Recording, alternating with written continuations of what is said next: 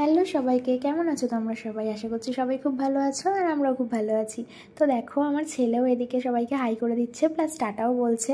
তো আমরা রেডি হয়ে চলে গেছিলাম সকাল সকাল। এই যে সকাল সকাল না, যেতে যেতে প্রায় 11:30-12টা বেজে গেছিলো। এই যে বাবুর বন্ধুর ছেলের ষষ্ঠী পুজোতে গেছিলাম। তো এই যে হচ্ছে স্নেহা আর রমেশের ছেলের ষষ্ঠী পুজোতে গেছিলাম। তো আমরা বেশিক্ষণ থাকিনি ওখানে, একটু গল্প টল্প করে এই যে আমার শাশুড়িও চলে এসেছিলো। তো খাওয়া দাওয়া করে কোনো রকমে বেরিয়ে এসেছিলাম, কারণ বিকেলে আমাদের এই যে দেখো মামার বাড়িতে যাওয়ার কথা ছিল, আমার মামার বাড়িতে। তো এই যে রেডি হয়ে গেছি, রেডি হয়ে আমরা বেরিয়ে পড়লাম। তো রাস্তায় কোনো ক্লিপ নেওয়া হয়নি, কারণ বিকেল বলতে আর কি এখন যেহেতু শীতকাল, তো একটু লেট হয়েছিল।